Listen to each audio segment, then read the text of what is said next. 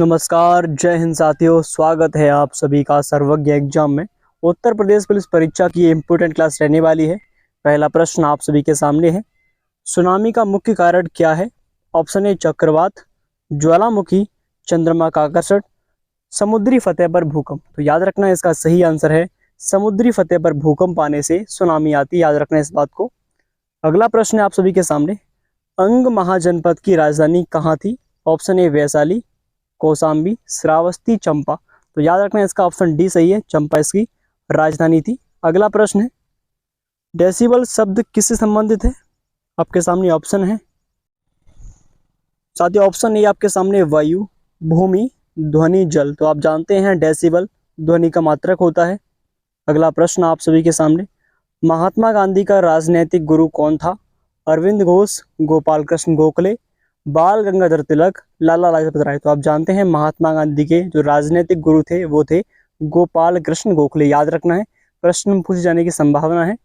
अगला प्रश्न है, ओजोन परत है जो कहाँ पाई जाती है? ऑप्शन है आयनमंडल, बहिर्मंडल, क्षोभ मंडल, समताप मंडल। तो आप जानते हैं समताप मंडल में ओजोन परत मिलती है, जो कि सूर्य की जो प्रकाश किरणें होती हैं उनसे हमारी रक्षा करती है। समताप मंडल में ओजोन परत है, याद रखना है। अगला प्रश्न है, पहली बार परमाणु बॉम्ब कहाँ फेंका गया था? Nagasaki, Hong Kong, Tokyo, Hiroshima. तो आप जानते हैं सबसे जो पहला बॉम्ब था जो हिरोशिमा जापान में फेंका गया था। अगला प्रश्न देखते हैं नेक्स्ट क्या है साथियों। अगला प्रश्न देखते हैं नेक्स्ट क्या कहता है, भारत में किस राज्य को चावल का कटोरा कहा जाता है? इंपॉर्टेंट प्रश्न है। ऑप्शन है तमिलनाडु, आंध्र प्रदेश, कर्नाटक, केरल। तो आप जानते हैं जो आंध्र प्रदेश है उसको चावल का कटोरा कहते हैं। इंपॉर्टेंट प्रश्न है, आंध्र प्रदेश चावल का कटोरा। अगला प्रश्न देखते हैं नेक्स्ट क्या है साथियों। अगला प्रश्न आप सभी के सामने है, निम्नलिखित में से कौन से देश जो कि पाक स्टेट में जुड़े हुए हैं? याद रखना है, ऑप्शन ए पाकिस्तान, चीन, भारत, श्रीलंका, उत्तर कोरिया और दक्षिण कोरिया, ब्रिटेन एवं फ्रांस। तो इसका सही आंसर है साथियों भारत और श्रीलंका जो है इनके मध्य पाक स्टेट है। अगले प्रश्न की ओर आगे बढ़ते हैं दोस्तों, जूट उत्पादन में सबसे प्रचुर प्रदेश कौन सा है? आपके सामने ऑप्शन है। ऑप्शन ए तमिलनाडु, पश्चिम बंगाल, उड़ीसा, केरल। तो आप जानते हैं इसका सही आंसर है पश्चिम बंगाल। पश्चिम बंगाल को जूट उत्पादन का सबसे पहला देश मानते हैं। अगला प्रश्न आप सभी के सामने है। अगला प्रश्न आप सभी के सामने देखते हैं, भारत में सबसे ऊंचा जलप्रपात कौन सा है? आपके सामने ऑप्शन है होंकेन प्रपात, शिमला प्रपात, जोग प्रपात और कौटन प्रपात। आप जानते हैं जोग प्रपात जो है वो भारत का सबसे ऊंचा जलप्रपात जिसको वाटरफॉल कहते हैं, आप जानते हैं। अगला प्रश्न है नेक्स्ट, मुद्रा आपूर्ति किसके द्वारा नियंत्रित की जाती है? ऑप्शन ए वित्त आयोग, योजना आयोग, व्यापारिक आयोग, भारतीय रिजर्व बैंक। तो आप जानते हैं भारतीय रिजर्व बैंक के द्वारा मुद्रा आपूर्ति नियंत्रित किया। दिल्ली में स्थित शांति वन समाधि है किसकी है? ऑप्शन ए इंदिरा गांधी, जवाहरलाल नेहरू, लाल बहादुर शास्त्री, राजीव गांधी। दोस्तों जो शांति वन है जो समाधि है वो किसकी है? जवाहरलाल नेहरू की। कहाँ पर है? दिल्ली में। ये भी याद रखना है इस बात को, दिल्ली में है। अगला प्रश्न है, भारत की प्रथम बहुउद्देशीय परियोजना किस नदी पर बनाई गई थी? याद रखना ये प्रश्न कई बार हर एग्जाम में पूछा गया है। ऑप्शन है कावेरी नदी, गंडक नदी, दामोदर नदी और यमुना नदी। तो याद रखना है साथियों जो भारत की प्रथम बहुउद्देशीय परियोजना है वो बनी है दामोदर नदी पर। ऑप्शन इसका करेक्ट है दामोदर नदी।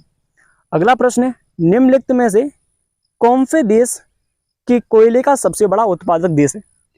कोयले की बात कर रहा है। ऑप्शन ए ब्राजील, भारत, अमेरिका, चीन। तो याद रखना है कोयले के मामले में पहले स्थान पर कौन है? अमेरिका। याद रखना। अगला प्रश्न है, इनमें से किसको जापान का मैनचेस्टर कहा जाता है? ऑप्शन ए ओसाका, टोक्यो, नागासाकी, याकोहामा। तो याद रखना साथियों ओसाका जो है इसको जापान का मैनचेस्टर कहते हैं, ओसाका को। अगला प्रश्न आप सभी के सामने है दोस्तों, विंध्याचल और सतपुड़ा पहाड़ियों के बीच से होकर बहने वाली नदी कौन सी है? आपके सामने ऑप्शन है। पहला ऑप्शन है नर्मदा नदी, सिंधु नदी, कोसी नदी, गोदावरी नदी। तो साथी याद रखना है विंध्याचल और सतपुड़ा पहाड़ियों के बीच कौन सी नदी है? नर्मदा नदी बहकर बहती है। याद रखना है इस बात को। ये प्रश्न अभी 18 फरवरी की शिफ्ट में पूछे गए थे प्रश्न है।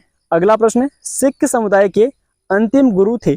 ऑप्शन ए गुरु अर्जुन देव, गुरु तेग बहादुर, गुरु गोविंद सिंह। तो याद रखना है जो अंतिम समुदाय के अंतिम गुरु थे गुरु गोविंद सिंह से, याद रखना इस बात को।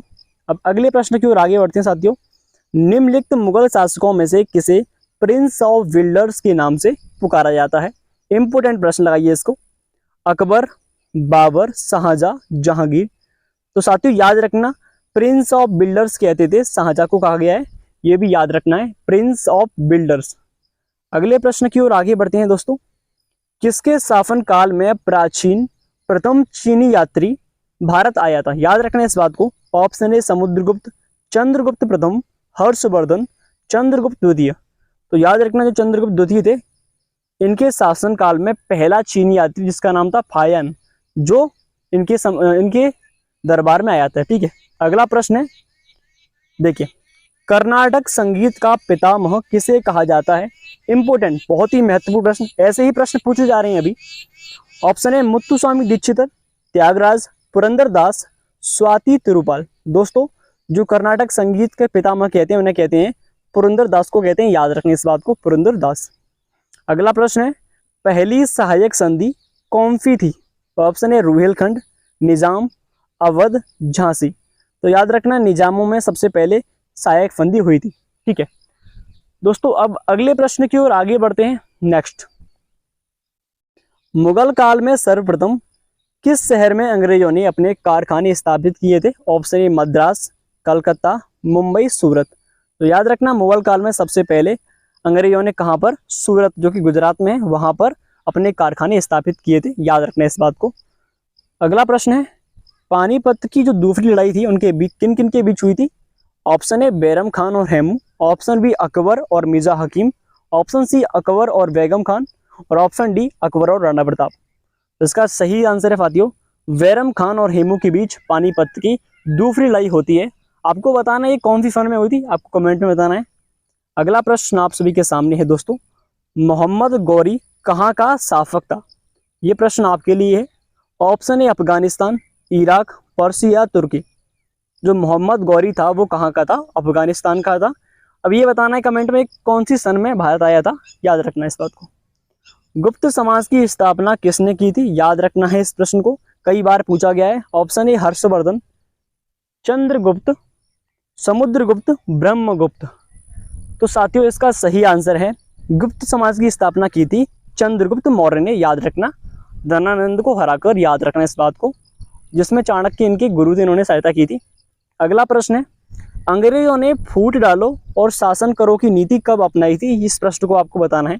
ऑप्शन है 1875 ईस्वी में, 1833, 1858, 1799। ये प्रश्न आपके लिए, इसका आंसर आप कमेंट में दोगे, ऐसा है मुझे।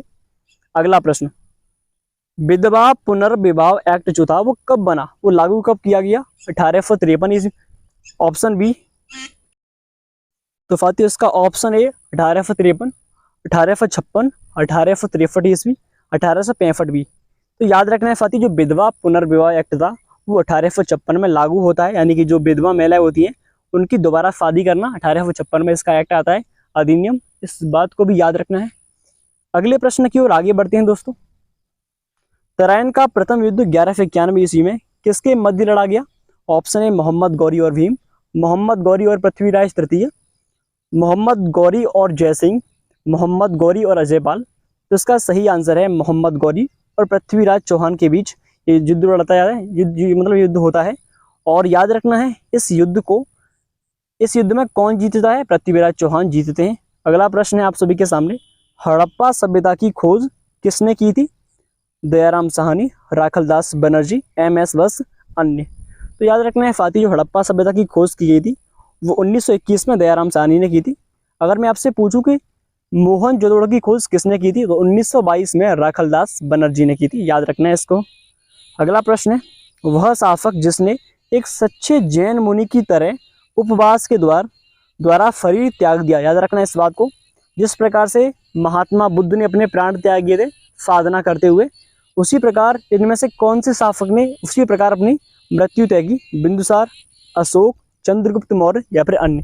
तो याद रखना है दोस्तों, अशोक, जो सम्राट अशोक था जिसने कलिंग का युद्ध लड़ा था, उसी ने साधना के द्वारा अपनी मोक्ष की प्राप्ति की, याद रखना है इस बात को। तो आज की क्लास फिनिश होती है, क्लास कैसी लगी कमेंट में बताना। जय हिंद, जय भारत।